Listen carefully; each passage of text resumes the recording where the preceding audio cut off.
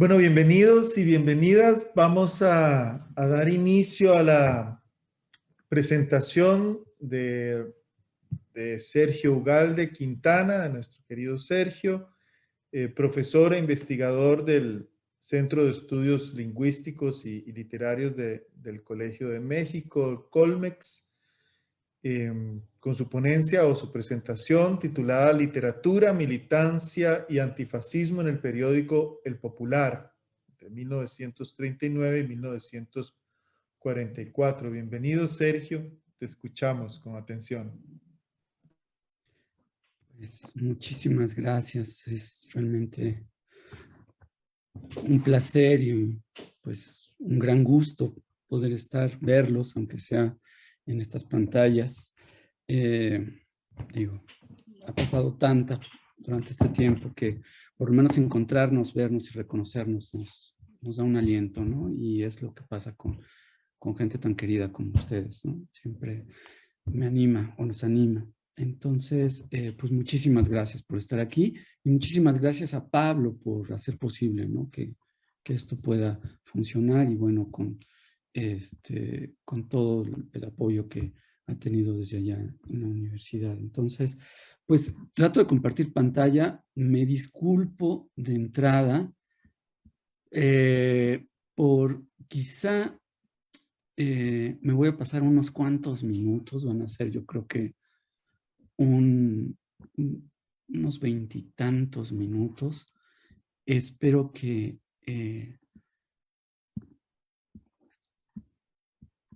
no tenga tampoco inconvenientes tecnológicos, que siempre me pasa cuando estoy dando clase. Entonces, bueno, comienzo.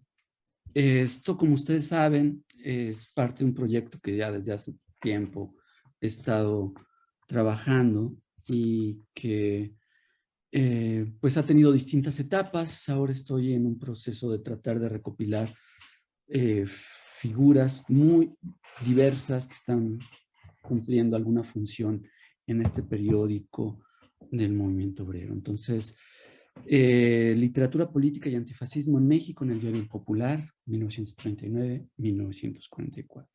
1. Prensa, militancia y literatura. A finales de los años 30 y principios de los 40, el espectro de la prensa en México podía dividirse en dos grandes ámbitos. Por un lado, los periódicos que en ese momento se denominaron diarios independientes. El Universal, el Novedades, La Prensa, Excelsior, Últimas Noticias. Por otro, estaba el periodismo asociado a las instituciones surgidas del Estado postrevolucionario.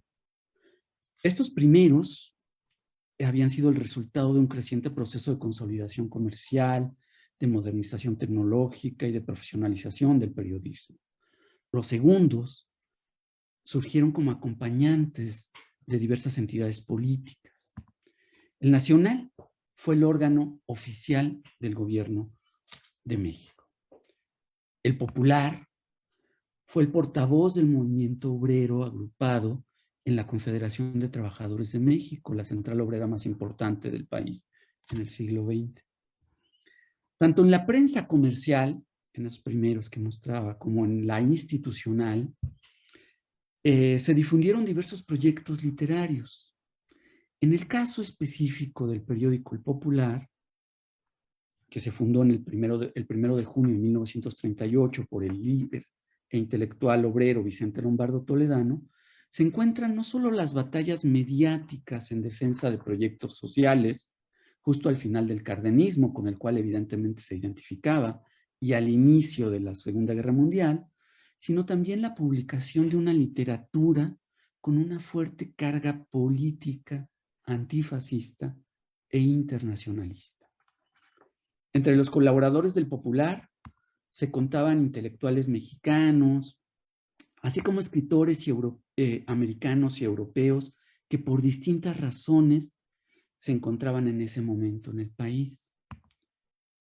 Todos ellos representaron de alguna u otra manera un claro sentido militante de la literatura.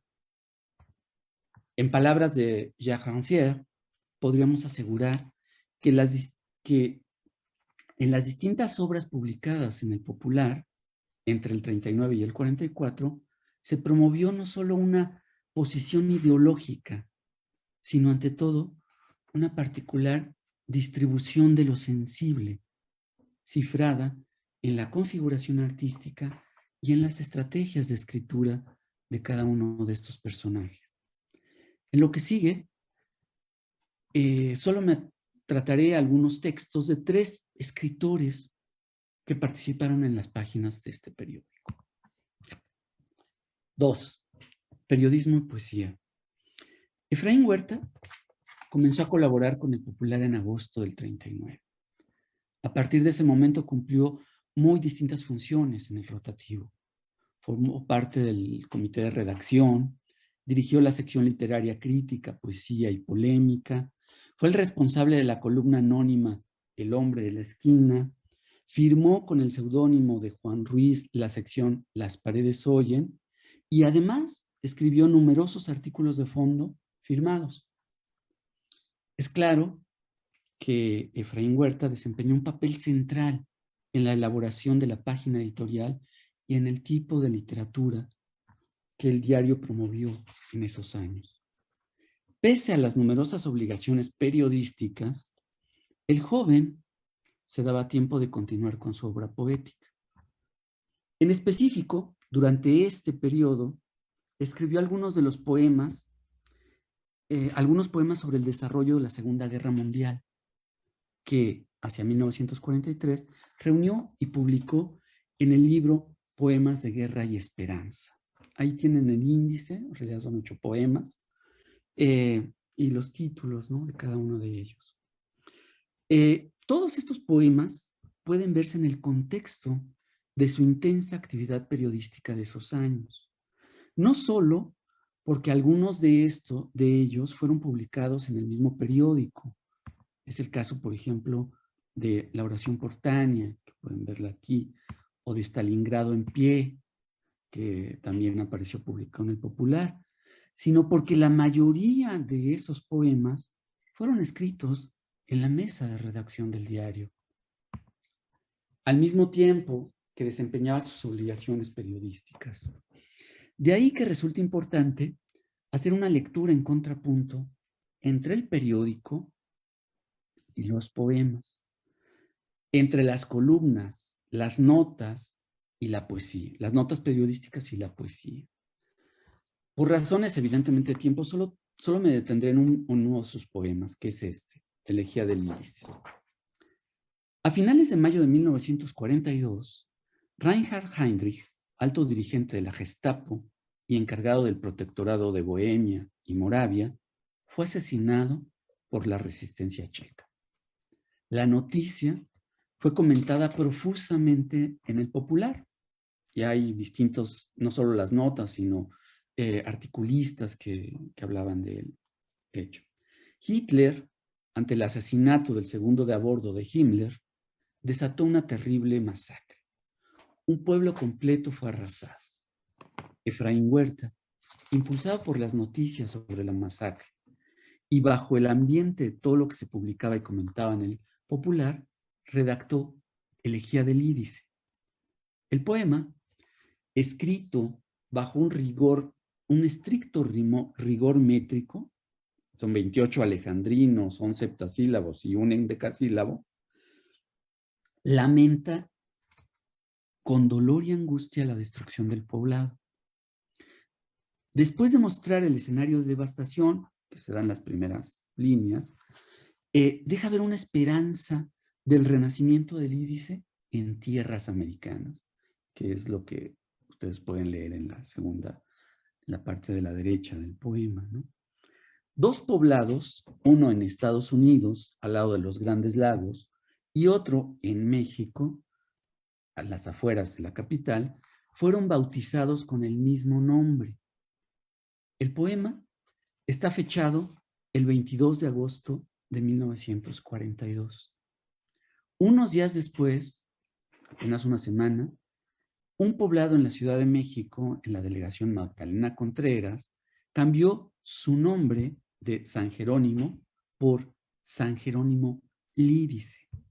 En la primera plana del Popular apareció la siguiente nota, y ahí viene, digamos, todo el evento, ¿no?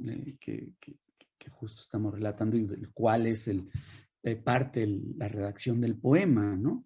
Un hecho sencillo y de profunda afirmación antinazi tendrá lugar el próximo domingo 30, ¿no?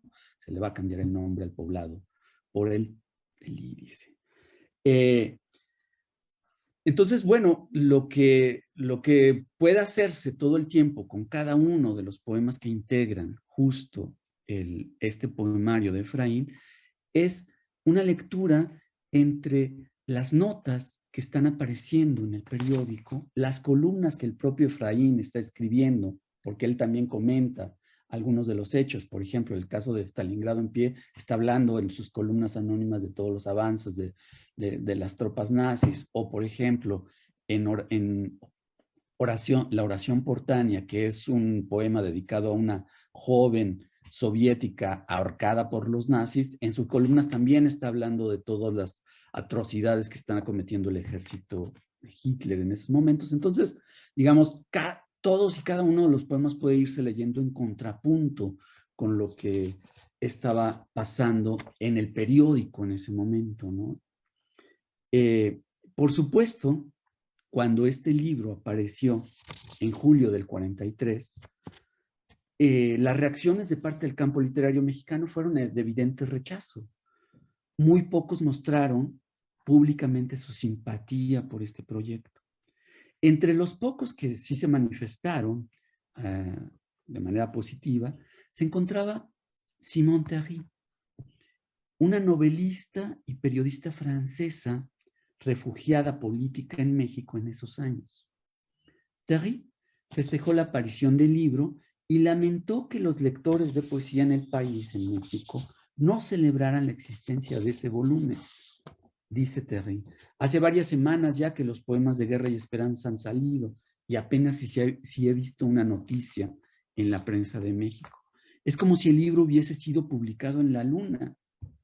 Los poemas de Guerra y Esperanza son gritos de lucha, de amor y de fe del México en guerra. Son cuadros visionarios del dolor y de la esperanza de la humanidad. Efraín Huerta es un testigo y un acusador, como deben ser todos los escritores dignos de ese nombre hoy en día. Sus poemas son, junto con los de Pablo Neruda, de los más grandes que haya suscitado esta guerra de la vida contra la muerte. Y por supuesto, desde el título mismo del poemario, Huerta anunciaba los dos ejes de esta literatura antifascista militante. Por un lado, el retrato de la violencia bélica. Por otro, la elaboración de un horizonte futuro de paz. Esos mismos aspectos serían representados por Simone Terry en una obra literaria que ella estaba escribiendo en esos años. 3. Realismo, crónica de guerra y novela.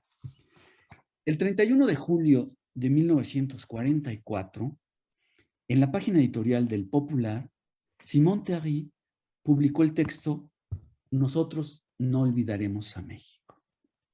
Se trataba de un emotivo recuento de las primeras impresiones que tuvo la novelista al llegar al país. Ahí la escritora francesa hacía el relato de agradecimiento a México que la había recibido durante 3 años. La actitud era típica de una figura como la de Terry, una intelectual vinculada con el exilio republicano español y asociada a distintos espacios creados por la institución postrevolucionaria mexicana durante esos años. Este texto, Nosotros no olvidaremos a México, fue el último de las numerosas colaboraciones que la escritora francesa publicó entre enero del 43 y julio del 44. Ahí, en este periódico, en el Popular. Era lógico que Terry participara en este diario. Su experiencia y fama como periodista la precedían. La escritora provenía de una familia asociada al mundo del periodismo. Su madre y su padre fueron personajes muy importantes del periodismo de finales del 19 y de principios del 20 en París. Las primeras obras de Terry se conocieron a mediados de los años 20. Los libros, por ejemplo, en Irlanda, de la Guerra de Independencia, la Guerra Civil, o La Isla de los Bardos, notas sobre la literatura irlandesa contemporánea, ambos de los 20, conjugan sus pasiones políticas y literarias. Además de su intensa actividad periodística, Terry también escribió y publicó algunas novelas, por ejemplo, una en 1930 que se llama Pasajera. En 1935, Terry hizo un viaje a la Unión Soviética. Esto definió su visión política y su posterior trayectoria intelectual. A su vuelta a Francia, se enlistó en el Partido Comunista. Poco después, con las primeras noticias sobre la sublevación de Franco contra el gobierno de la República, Terry se trasladó a la península y se desempeñó como corresponsal de guerra. Entre 1937 y 1938, escribió numerosos reportajes que, poco después, reunió en el volumen intitulado Frente de la Libertad, España, 1937-1938. Durante su estancia en España, conoció a Juan Chabás, un reconocido intelectual, político y escritor integrante de la generación del 27, con el cual se casó. Junto con Chabás, se refugió en Francia después de la derrota de la República. Tiempo después, Terry y Chabás salieron de Europa e iniciaron su exilio americano. Pasaron por Dominicana y finalmente llegaron a México en 1941. Como sucedió con muchos de los intelectuales europeos vinculados con Vicente Lombardo Toledano, Terry encontró en las instituciones periodísticas fundadas por el líder obrero un espacio de vinculación pública. En sus artículos aparecidos en El Popular, opinó sobre la Segunda Guerra Mundial y sobre política exterior de Francia, pero también en algunos de ellos trató cuestiones literarias. Es el caso de uno de sus primeros textos publicados ahí. La colaboración lleva el título de Por Hemingway, doblan las campanas. Y en él hacía una crítica frontal a la novela del estadounidense. Ahí desacreditaba la forma como había representado la Guerra Civil Española y aseguraba que con esa novela había querido hacer una obra de éxito seguro, pero no un gran libro. Terry descalificó el supuesto realismo de Hemingway por la falta de consistencia en la construcción de los personajes y por la visión estereotipada de España y de los españoles. La conclusión que derivaba era muy clara. No había todavía una novela que representara el heroísmo y la explosión de vida creadora que conllevó la Guerra Civil de España. Lo peculiar era que, al mismo tiempo que Terry estaba escribiendo esto, ella se encontraba redactando su novela sobre este evento. Los argumentos que lanza contra Hemingway parecen justificar su propio proyecto novelístico.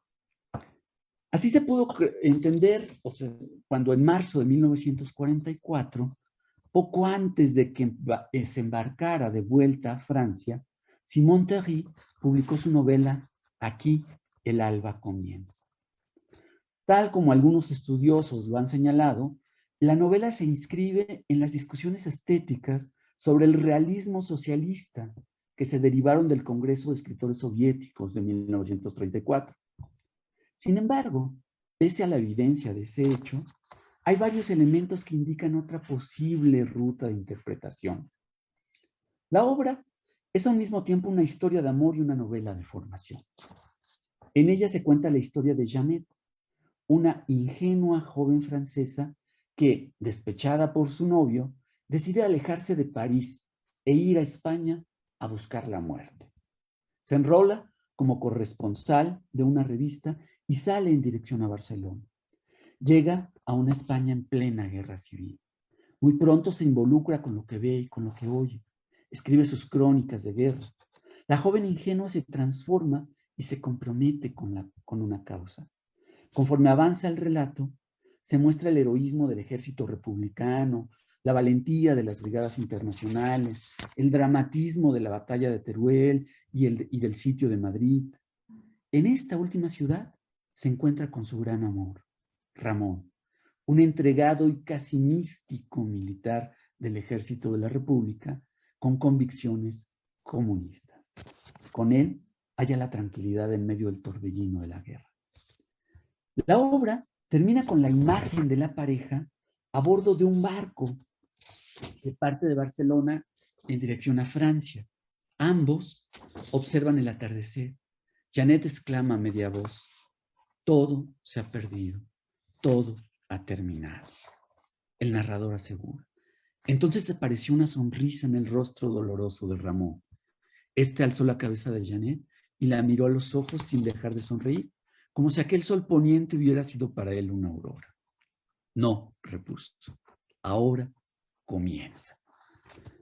Estas últimas palabras del narrador y de Ramón se enlazan con el título de la novela en español, ¿no?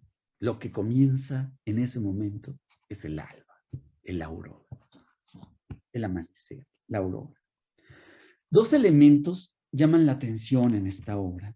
El primero es la imbricación entre reportaje y novela. Algunos críticos han señalado las relaciones intertextuales entre el trabajo periodístico de Terry en torno a la Guerra Civil Española, reunido en el Frente de la Libertad, y Aquí el alba comienza. En segundo lugar, destaca, me parece, la representación de un sentido de irrealidad en la guerra. En varios momentos, la protagonista experimenta, a partir de situaciones extremas, una alteración de la percepción. Lo real, por la intensidad de lo vivido, adquiere un manto de irrealidad. De esta manera, pese al imperativo por elaborar una estética acorde con el realismo socialista, hay momentos de un intimismo subjetivo que trastocan el paradigma. Sin duda, esta puede ser una herencia de las técnicas de la exploración de la subjetividad aprendidas en las experimentaciones de los relatos vanguardistas que Terry representó en esa novela que se llamaba Pasajera de 1930. Es importante señalar que la obra, Aquí el alba comienza, se escribió justo en el periodo en el que Terry colaboraba en el periódico El Popular. La novela estaba, por supuesto, en la órbita de todo lo que el diario impulsaba, la vinculación entre literatura y militancia antifascista. Todo esto, esta vinculación entre literatura y militancia antifascista, fue promovido por Terry en su espacio periodístico, ya lo vimos el comentario sobre Huerta. Ahí también, en esos mismos participaciones, destacó a un personaje que en esos momentos representó el ideal de la poesía política. Me refiero a Pablo Neruda. En un texto escrito un día antes de que el escritor chileno volviera a su país después de una estancia de 3 años en México, Simón Terry, participante asiduo a las reuniones políticas y amistosas que convocaba la figura del cónsul de Chile en México, destacó el papel de la poesía política de Neruda. Aquí les pongo las citas si quieren revisar. 4. La poesía política. La estancia de Neruda en México entre agosto del 40 y agosto del 43 estuvo marcada por un ambiente profundamente convulsivo. A los 2 días de haber llegado al Valle de la Náhuatl, Trotsky moría víctima de un atentado. En medio de todo el torbellino de acontecimientos, Neruda utilizó su poesía para dar un nuevo sentido a la literatura. Si bien es cierto que su práctica de la poesía social comenzó a tomar forma años antes, fue en el periodo mexicano cuando el proyecto adquirió las dimensiones de una bandera literaria.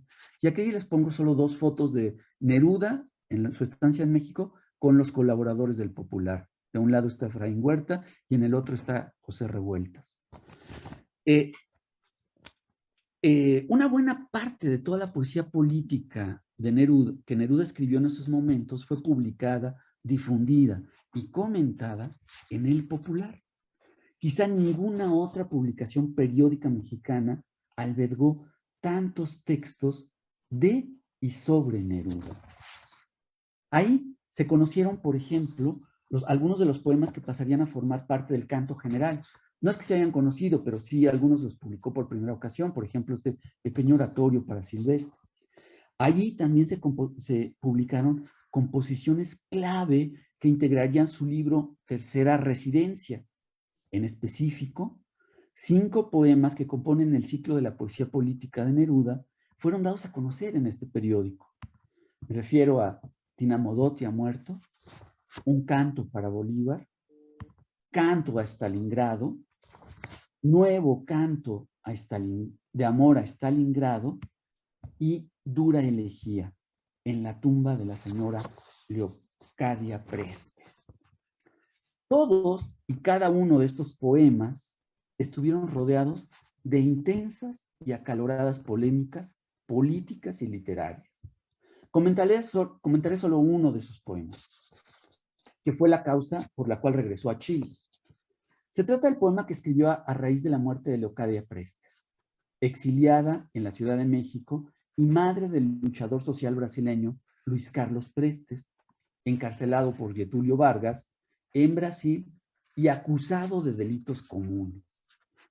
La señora Prestes se encontraba gravemente enferma en México. Algunos intelectuales solicitaron a las autoridades brasileñas se otorgara un permiso especial a Luis Carlos para que visitara a su madre. La campaña, emprendida y apoyada por el Popular, aquí ven algunos de los recortes, ¿no?, donde hablan de la madre de Luis Carlos Prestes, no tuvo resultados, ¿no? Las peticiones de que le dieran un permiso especial no tuvo resultados y el gobierno de Getúlio Vargas simplemente no permitió que Luis Carlos saliera de la cárcel. A la muerte de la madre, el Popular dio una cobertura amplia al cortejo fúnebre y a los asistentes del velorio. Si lo ven, por ejemplo, en esta fotografía, ahí está Lázaro Cárdenas y Vicente Lombardo Toledano, ¿no?, en el velorio. Al final del velorio, Neruda leyó el poema Dura elegía, en la tumba de la señora Leocadia Prestes. Neruda hacía ahí una mención explícita a las circunstancias que habían rodeado el fallecimiento de la madre del luchador social. Aludía a la petición que varios enargolaron y a la negativa de las autoridades brasileñas. Como era de esperarse, el poema provocó la ira del embajador brasileño en México. Neruda, pese a su cargo diplomático, no se retractó de lo escrito. Al contrario, desde las páginas del Popular, mandó un claro mensaje. Como escritor, dijo Neruda, mi deber es defender la libertad en donde quiera que ella sea atacada. Lo he hecho siempre. Y mis reclamaciones de incidentes de ninguna especie cambiarán mis actuaciones ni mi poesía. Eso lo ven, está en la primera plana del Popular, ¿no? La respuesta a Neruda al embajador. A partir de este incidente, los rumores sobre su posible destitución de cónsul comenzaron a difundirse. Un mes después, hacia finales de julio del 43, el poeta ya sabía que tendría que volver a su país. Vino entonces el último zafarrancho contra su poesía política. Pocos días antes de partir, Neruda hizo una serie de comentarios muy críticos sobre Laurel, la famosa antología de poesía que había estado a cargo de los poetas españoles Emilio Prados y Juan Gil Albert y de los mexicanos Javier Villaurrutia y Octavio Paz. Las respuestas ante las provocaciones de Neruda se dieron a conocer en la revista Letras de México. Ahí, por ejemplo, José Luis Martínez lamentaba profundamente que los poemas políticos de Neruda hubieran ido a, cito, fijarse en los muros, al lado de los anuncios de cine y de la propaganda de los diputados, pues de esa manera, aseguraba Martínez, se desnaturalizaba la poesía y no la alcanzaba ni por un momento. Octavio Paz se quejó también de esa poesía política que, cito, empieza por no ser ni política ni poesía. Neruda cerró el enfrentamiento con esta parte de la intelectualidad mexicana con la publicación en la primera plana de El Popular de su poema En los muros de México, justo el día de su vuelta a Chile. Ahí el poeta cantaba elementos geográficos como históricos del país. Este poema también se integrará después a Canto General, ¿no? Es uno de los poemas que está al final en la última sección. Solo les puse estos versos porque se enlazan con lo que quiero señalar. México, has abierto las puertas y las manos al errante, al herido, al desterrado, al héroe. Siento que esto no puede decirse de otra forma y quiero que se peguen mis palabras otra vez como besos en tus muros. Por supuesto, esta última línea de Neruda aludía al provocador acto de pegar la poesía en los muros, en las calles. Es necesario aclarar que además de los textos poéticos aparecidos en el Popular, el periódico publicó numerosos artículos sobre la obra del chileno. Todo ese cúmulo de trabajos permite asegurar que el diario del movimiento obrero fue un foro especial para su proyecto literario. Por eso, el mismo día de su partida, el poeta dedicó unas palabras especiales para el diario de Lombardo Toledano. A través del Popular, abrazo a México sin decirle adiós. Pablo Neruda. Entonces, el periódico incluso pone el autógrafo, ¿no? Hace facsímil del texto de Neruda y lo pone en sus interiores. 5. Políticas de la literatura. Hacia mediados del 44, una etapa de la literatura política en el Popular llegó a su término. Varios factores influyeron para que eso pasara. En principio, hay que considerar que los principales participantes que articularon esa expresión se dispersaron. Neruda regresó a Chile en agosto del 43. Huerta dejó de participar en el periódico en marzo del 44. Simón Terry volvió a Francia en agosto de ese mismo año. Frente al vacío que estos personajes dejaban, el Popular integró a otros colaboradores. Las preocupaciones literarias y políticas ya eran distintas. El inicio de la Guerra Fría dejaba ya visorar un mundo bipolar que se avecinaba. Con un escenario nacional e internacional distinto, el periódico, por supuesto, se transformó. El anterior sentido internacionalista y el carácter global del diario tomó otros matices. Los nuevos tiempos marcaban otras nuevas rutas de trabajo con lo sensible, nuevas representaciones y nuevas formas de escritura. Reconstruir desde ahora las estrategias de inscripción de esa literatura militante permite, me parece, ver las preocupaciones y los límites de un grupo de escritores que, en medio de un agitado periodo histórico, desplegó un sentido de lo político de la mano de una particular forma estética. Y bueno, hasta aquí llega lo que yo preparé y pues muchas gracias.